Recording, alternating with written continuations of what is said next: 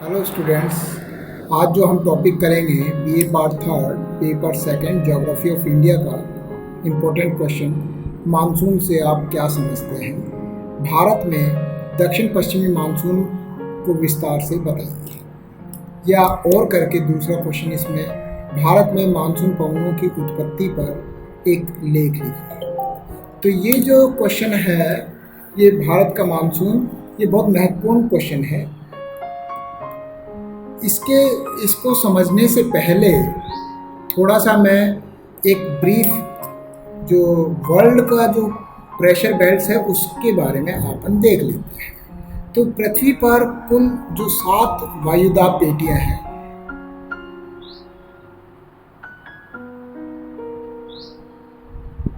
ये 0 डिग्री, 30,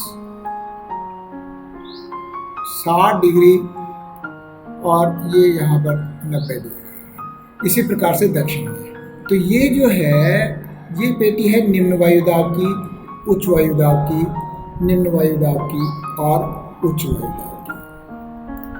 ये 30 डिग्री बना देते हैं, 30, 60 और ये 90। इसी प्रकार से दक्षिण में है।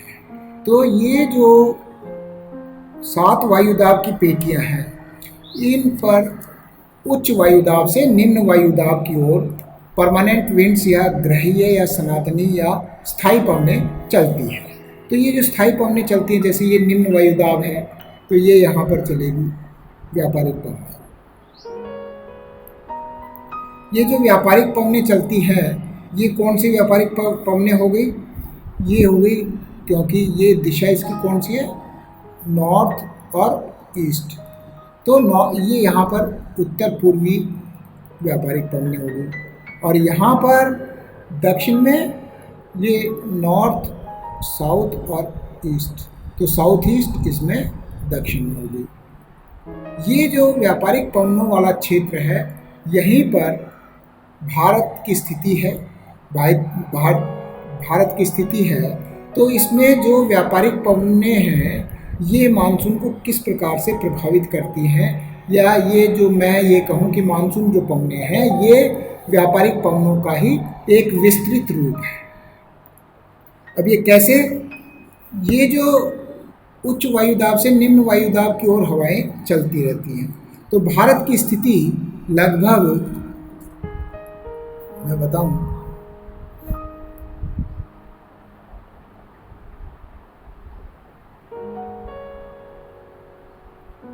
ये जो भारत की स्थिति है, लगभग भूमध्य रेखा यहाँ पर है,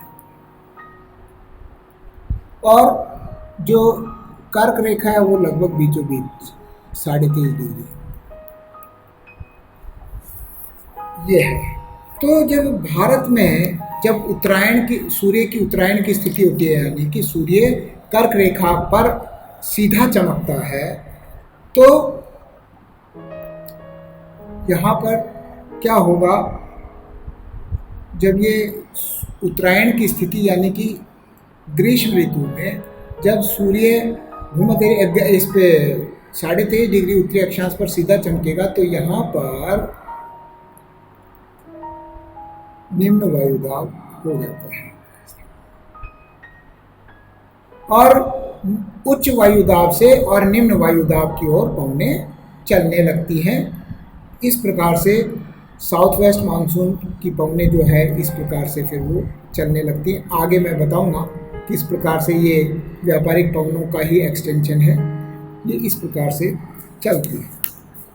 तो अब इसमें ये वाला जो क्षेत्र है, ये कुल मिला के ये व्यापारिक हवाओं का ही क्षेत्र है। ये व्यापारिक हवाओं का ही क्षेत्र है। यहाँ पर नॉर्थ ईस्ट ट्रेड्स हैं, यहाँ साउथ ईस्ट ट्रेड विंड्स हैं।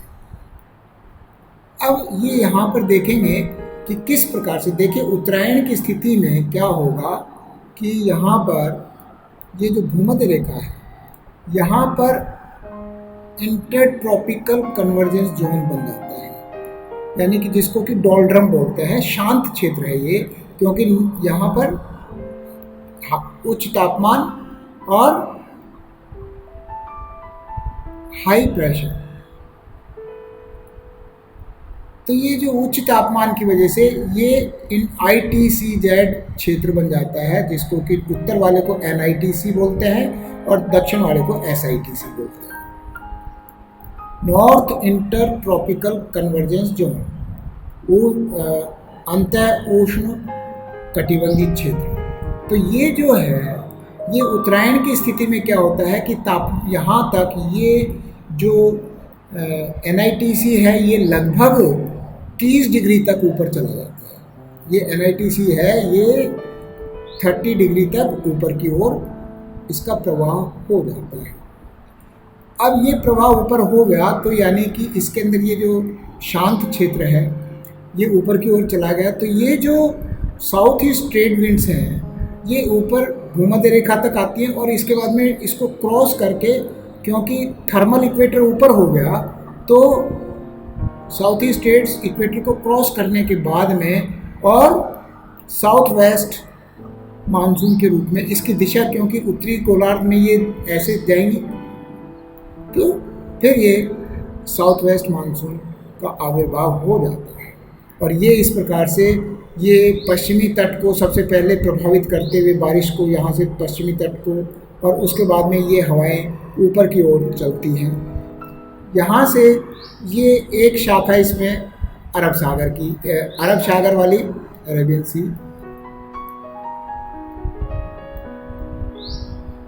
सी वाली शाखा ये यहाँ से इस साइड में चली जाती है, गुजरात को टच करते हुए और राजस्थान के पश्चिमी भाग तक बारिश करती है। और एक शाखा इसकी ये तमिलनाडु को क्रॉस करने के बाद में यहाँ से दोबारा से नमी ले लेती है बंगाल की खाड़ी से, बे ऑफ बंगाल से, और ये पूर्वी तट और यहाँ पर पूर्वी नॉर्थ ईस्ट इंडिया के अंदर बारिश करते हुए, और चूँकि यहाँ पर हिमालय है, हिमालय से टकरा के और ये फिर इधर जाती है और ये पश्चिमी राजस्थान तक बारिश करती है। तो ये साउथ वेस्ट मानसून किसमें? गर्मियों में। सर्दियों में इसके विपरीत क्या होता है कि ये जो NITC है या ITCZ जो है, ये जो 30 डिग्री तक हो गया था, ये वापस से दक्षिण में आ जाएगा, क्योंकि सूर्य की स्थिति दक्षिणायन हो जाती है। तो उसमें क्या होगा कि दक्षिणायन की स्थिति में वापस से ट्रेड विंड्स अपने स्थान पर आ जाती है, और वापस से आने के बाद में ये यहाँ से पश्चिम भाग से ये ट्रेड विंड्स ऐसे चलती हैं और यहाँ पर हिमालय के इधर से टकरा के और ये इधर व्यापारिक पवनों की तरह से नॉर्थ ईस्ट मानसून के रूप में, और ये शीतकाल के अंदर चलती है। तो ये मोटा सा मैंने इसका एक बताया कि किस प्रकार से मानसून पवनें गर्मियों और सर्दियों में चलती हैं। सबसे पहले मानसून किसे कहते हैं? मानसून एक अरबी भाषा का शब्द है जो कि जिसका अभिप्राय है मौसम के अनुसार पवनों की दिशा में परिवर्तन। साल में 2 बार मानसून पवनों का जो दिशा है वो परिवर्तित हो जाती है। साल के 6 महीने एक दिशा में और 6 महीने एक दिशा में। इनको हम ये भी कह सकते हैं कि ये समुद्र से स्थल की ओर और स्थल से समुद्र की ओर चलने वाली जो सागरीय समीर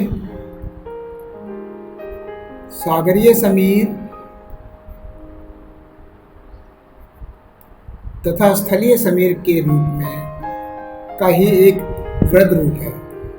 स्थलीय समीर का ही एक वृद्ध रूप है जो कि गर्मियों में हवाएं समुद्र से, हिंद महासागर से और स्थल की तरफ चलती हैं, सर्दियों में स्थल से और सागर की ओर चलती हैं। तो ये एक तरह से समुद्री और सागरीय और स्थलीय समीर का ही एक वृहद रूप हम इसको कह सकते हैं। तो इसका जो पहले जो मानसून शब्द की उत्पत्ति जो अरबी भाषा के शब्द मौसम से लिया गया जिसका मतलब है मौसम या सीजन, और ये शब्द सबसे पहले अरब सागर पर बहने वाली हवाओं के लिए किया गया। अब इसमें सबसे पहले अब इसमें मानसून की उत्पत्ति और क्रियाविधि को समझने के लिए निम्नलिखित संकल्पना है। सबसे प्राचीन संकल्पना है तापीय संकल्पना। प्राचीन काल में क्या कहा गया कि थर्मल थ्योरी है ये तापीय संकल्पना। इसमें धरातल पृथ्वी की सतह के ऊपर सागर और स्थल, इन दोनों की विशेषता अलग अलग है तापमान को ग्रहण करने की। जो जल है वो देर से गर्म होता है और देर से ठंडा होता है, जबकि स्थल भाग है वो जल्दी गर्म होता है और जल्दी ठंडा होने की प्रकृति होती है। तो मानसून जो है स्थल और जलीय समीर का ही विस्तृत रूप हो जाती है, जो कि गर्मियों में मैंने बताया था, गर्मियों के अंदर उच्च वायुदाब, ये निम्न वायुदाब है, और ये हिंद महासागर के पास में ये उच्च वायुदाब है। तो हिंद महासागर ये हवाएं उच्च वायुदाब से और निम्न वायुदाब की ओर चलेंगी, जिनको कि साउथ वेस्ट मानसून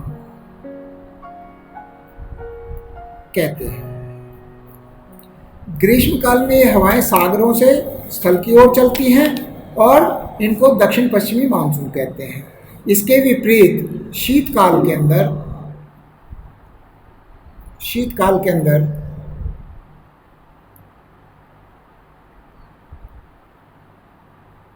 ये शीतकाल में हवाएं यूँ चलेंगी पहले, और यहाँ से फिर ये व्यापारिक पवनों की दिशा में, या यूँ कहें कि हिमालय से टकराने के बाद में नीचे की ओर निम्न वायुदाब को भरने के लिए और नीचे की ओर चलती हैं।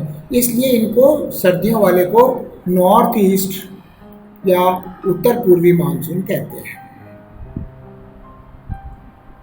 ये मानसून सर्दियों और गर्मियों में ग्रीष्मकालीन और शीतकालीन मानसून इस प्रकार से कार्य करती है। ये जो मैप है, मैप के अंदर भी देखिए ये दे रखा है। ये यहाँ पर ये उच्च वायुदाब है, यहाँ पर निम्न वायुदाब हो जाता है। तो ये उच्च वायुदाब से देखिए ये जो व्यापारिक पवनें हैं ये ऊपर जाके और ये डिफ्लेक्ट हो जाती हैं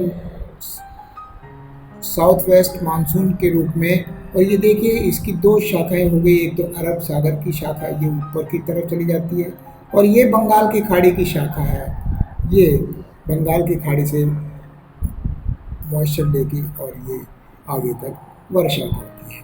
तो इस प्रकार से उसके बाद में दूसरी जो एक नवीन संकल्पना है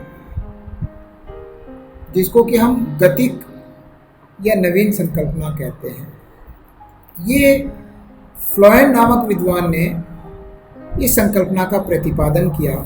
इसके अनुसार मानसूनी जो हवाएं हैं उनकी उत्पत्ति मात्र वायुदाब और हवाओं की पेटियों के खिसकाव के कारण होती है। मैंने ये बताया था कि जो भूमध्य रेखा के यहाँ पर जो ये पेटी है, ये जो ITCZ वाला क्षेत्र है,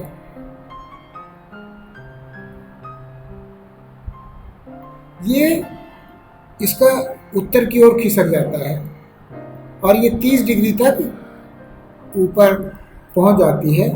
तो मानसून हवाओं की उत्पत्ति मात्र वायुदाब तथा हवाओं की पेटियों के खिसकाव के कारण होती है। भूमध्य रेखा के पास में व्यापारिक पवनों के मिलने से ये अभिसरण होता है, कन्वर्जेंस होता है। ये यानी कि यहाँ से दक्षिण से और ये इधर से दोनों तरफ से उत्तर से हवाएं आती हैं, ट्रेड विंड्स व्यापारिक हवाएं, और ये यहाँ पर कन्वर्जेंस होता है। इस एरिया को डोल्ड्रम्स या शांत क्षेत्र भी बोलते हैं। यानी यहाँ पर कोई हवा नहीं रहती, एकदम शांत रहता है।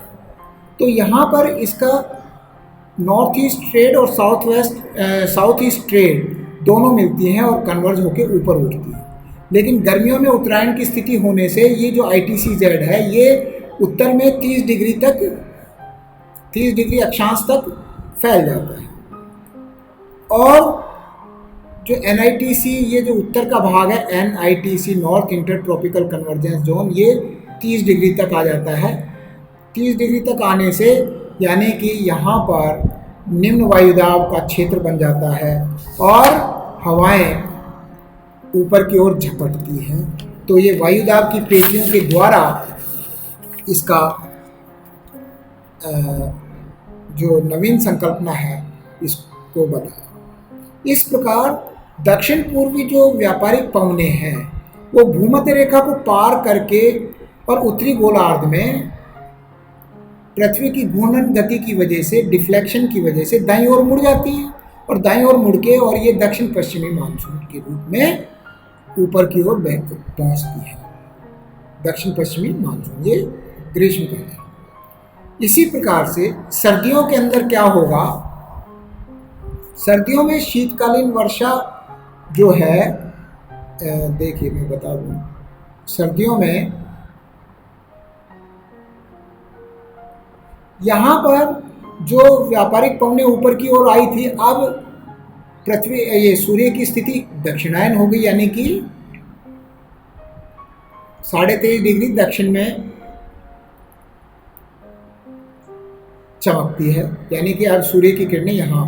तो अब ये जो NITC ऊपर गया था, north inter tropical convergence zone, जो 30 डिग्री तक हो गया था, अब वो पुनः नीचे की ओर चला जाता है और NITC भी नीचे दक्षिण तक आ जाता है।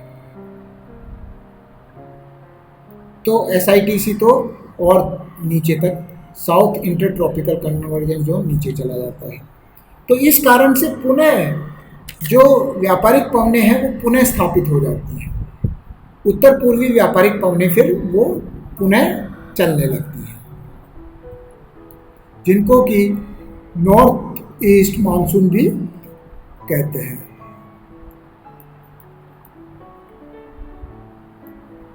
तो इस प्रकार से शीतकाल में ये व्यापारिक पवनों का ही एक रूप है नॉर्थ ईस्ट मानसून। तो ये जो दो मद हैं, ये नवीन संकल्पना और जो तापीय संकल्पना, ये महत्वपूर्ण है। इसके बाद में अलग अलग वैज्ञानिकों ने और संकल्पनाएं भी बताई कि मानसून और किन किन कारणों से प्रभावित होता है, जिसमें मुख्य है जेट धारा संकल्पना, यानी कि जेट स्ट्रीम। जेट स्ट्रीम लगभग 6 से 12 किलोमीटर की ऊंचाई पर पश्चिम से पूर्व की ओर प्रवाहित होती है। मानसून की उत्पत्ति के संबंध में जेट प्रवाह नवीन विचारधारा है, जो कि MT ईन महोदय द्वारा प्रतिपादित की गई। जेट स्ट्रीम की वजह से ही मानसून का विस्फोट, यानी कि एकदम तीव्र गति से जो मानसून आते हैं शुरू में, उनका होना पाया जाता है। अब ये जेट स्ट्रीम है क्या? जेट स्ट्रीम क्या है मैं बता देता हूं। ये जैसे भारत का नक्शा बनाएं,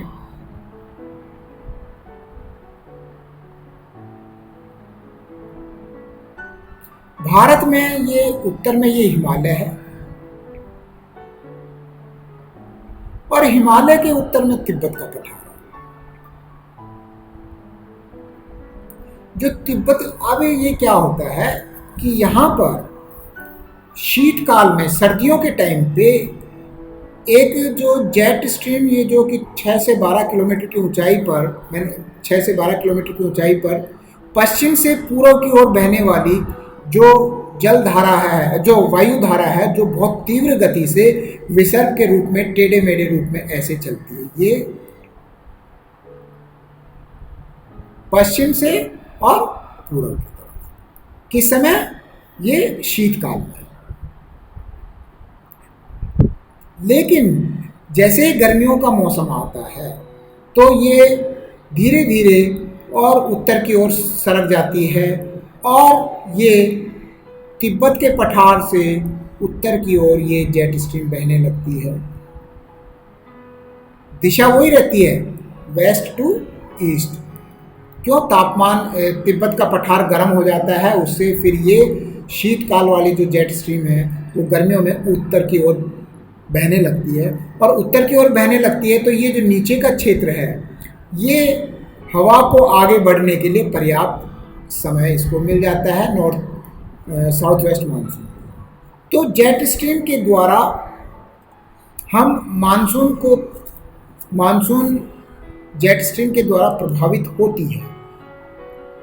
और अगर ये ऊपर नहीं जाए ये शीतकाल वाला तापमान की वजह से, तो उस समय जो है वर्षा नहीं होगी। जैसे ही ये जेट स्ट्रीम उत्तर की ओर जाती है तो भारी वर्षा या ब्रस्ट ऑफ मानसून करता है।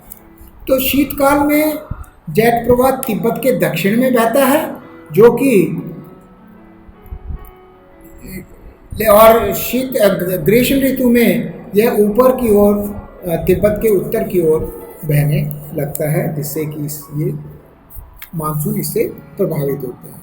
अब इसी से संबंधित जेट स्ट्रीम से संबंधित ही कुछ वैज्ञानिकों ने कहा कि जेट स्ट्रीम के अलावा तिब्बत का पठार भी मानसून को प्रभावित करता है।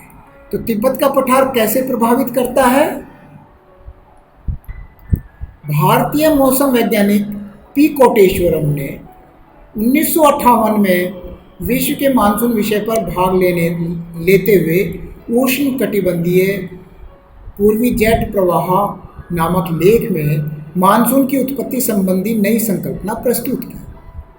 इसने ये कहा कि जो तिब्बत का पठार है वो दीर्घवृत्त या बहुत बड़े आकार में एलिप्सॉइड के रूप में समुद्र तल से लगभग 4 किलोमीटर की ऊंचाई पर 45 लाख स्क्वायर किलोमीटर को घेरे हुए है।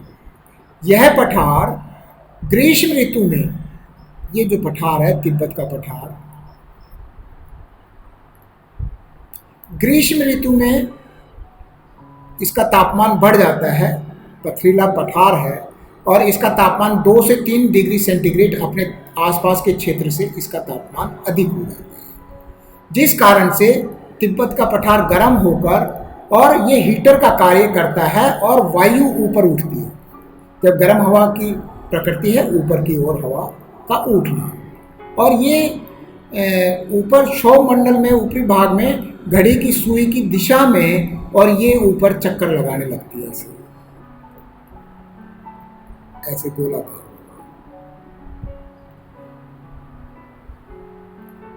तो ये क्या होगा, फिर ये ऐसे गोलाकार लगाती है तो ये जो तिब्बत के दक्षिण में ये हवाएं लगभग ये ऐसे हो जाती है, ऐसे चक्कर लगा रही है ना, तो तिब्बत के पठार के ऊपर लगाते हैं। तो ये जो पूर्व से और पश्चिम की ओर ये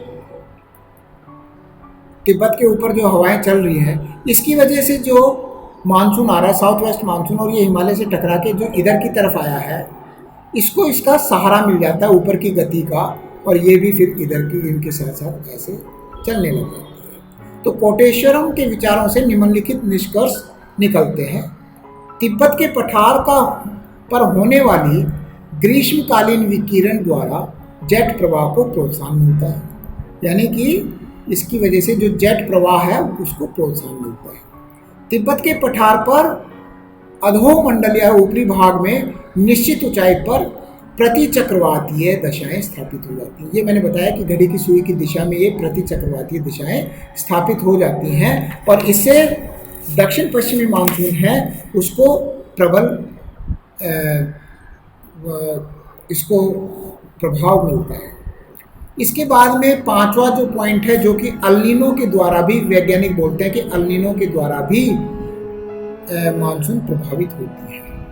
ये अल नीनो जो है ये दक्षिण अमेरिका जो है, दक्षिण अमेरिका का जो ये पूर्वी तट है, यहाँ पर ये अल नीनो बहती है। एक गर्म जलधारा है जो कि दिसंबर माह में चलती है, और दिसंबर माह में इसका नाम इसीलिए इसको दिसंबर माह में, क्योंकि क्रिसमस का समय होता है, तो इसलिए इसको अल नीनो या इसका शाब्दिक अर्थ है चाइल्ड क्राइस्ट, यानी कि क्राइस्ट का बचपन।